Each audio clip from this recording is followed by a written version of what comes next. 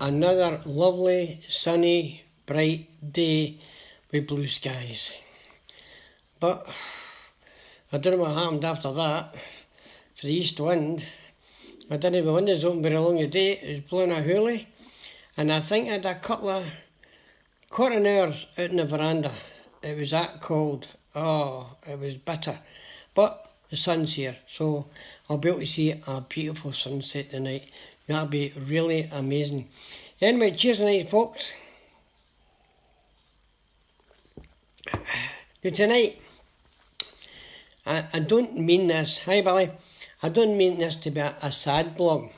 I've got a purpose for talking about this tonight, because there's that many things happened today and over the past number of weeks.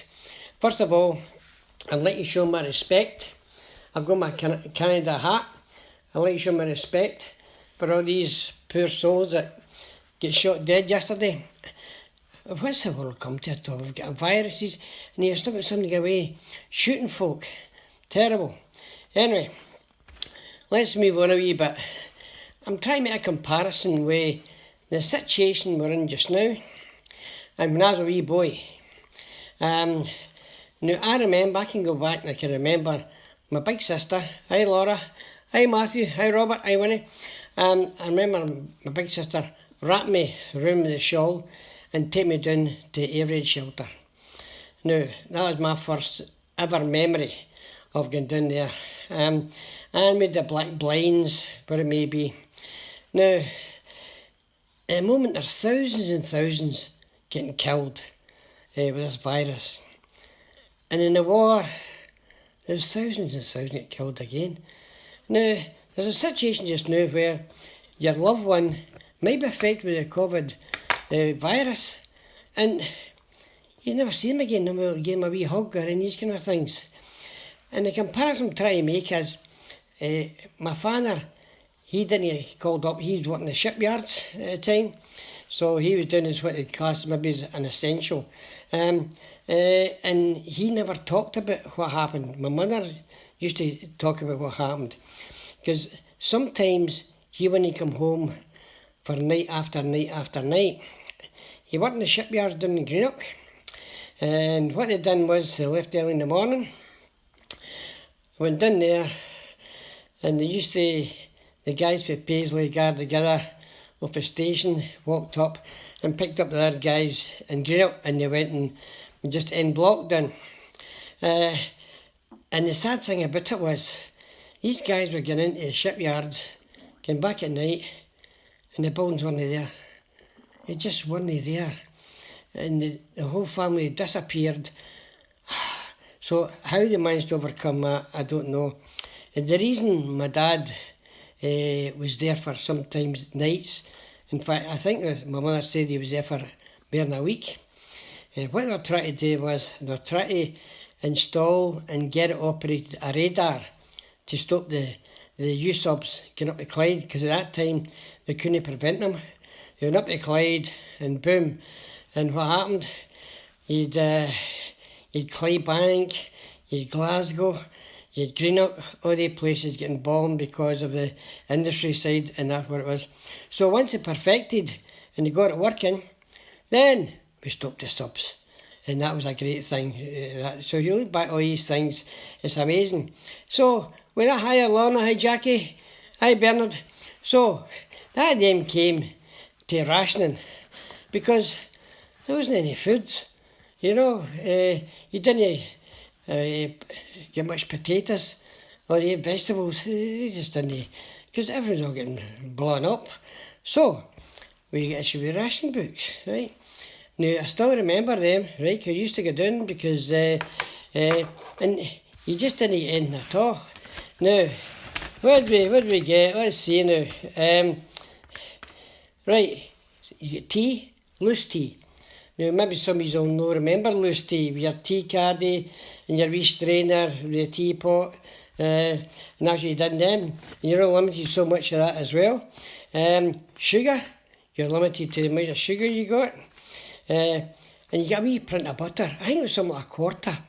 Now, I don't know if you remember, no, they do the different sticks. And some folk made a fantastic design, do you know, the butter. It was in a big slab and it had a wire thing that came down and cut a slice off it. And that was the same with cheese. And you know, a quarter of cheese, and that doesn't go very far if it's a family of 6. So you that, then what? See, you didn't have eggs. So what do we have? Dried egg. And that's when you made a dried egg and you had pancake egg in the pan. And you mixed it with milk, whisked it up, put it in, what you saw and turned it over. Oh, and then sometimes a wee bit, a bonus on a Sunday, my dad would cut wee bits of bread and dip it into the egg, put it in there, and that was supposed to be a wee treat. But anyway, so you did a dried egg, then cigarettes were in the ration as well. And we went to the same shop all the time. And if need be, if my dad couldn't get senior service, you'd end up getting Camel and Pasha and that stuff. Oh, it stank the house out. Oh, what a smell.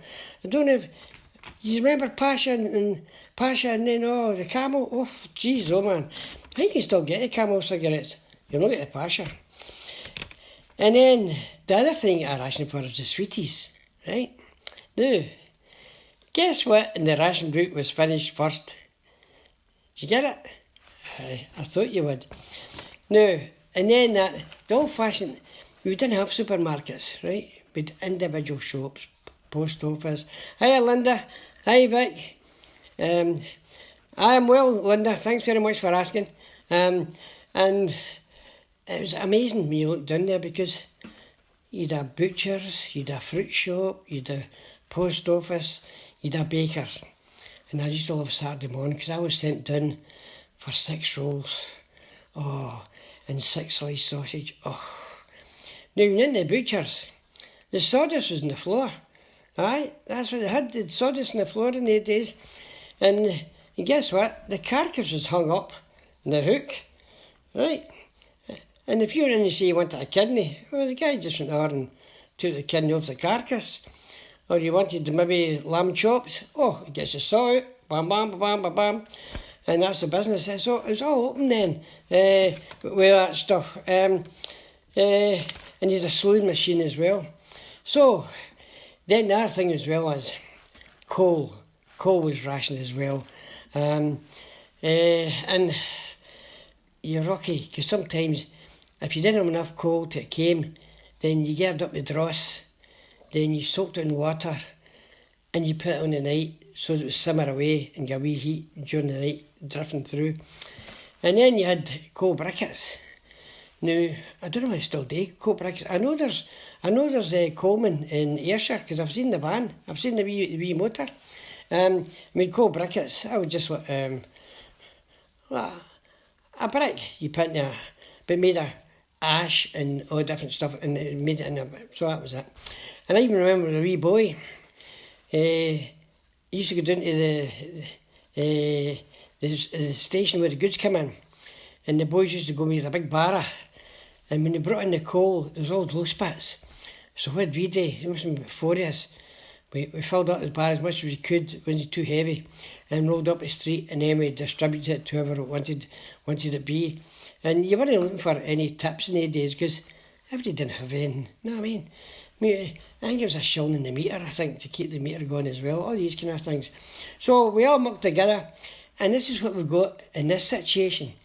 We've got a virus, and there's just folk dying, even in nursing homes. It's getting horrendous. I mean, in Prestwick alone, there's one up there, 20. Now that's 20 patients. And then I think there's 6 or 7 in the Racecourse Road area. We know it. So imagine you're in there and they can't see anybody. It's absolutely the same in the hospital. I think they're relaxing some of the things now.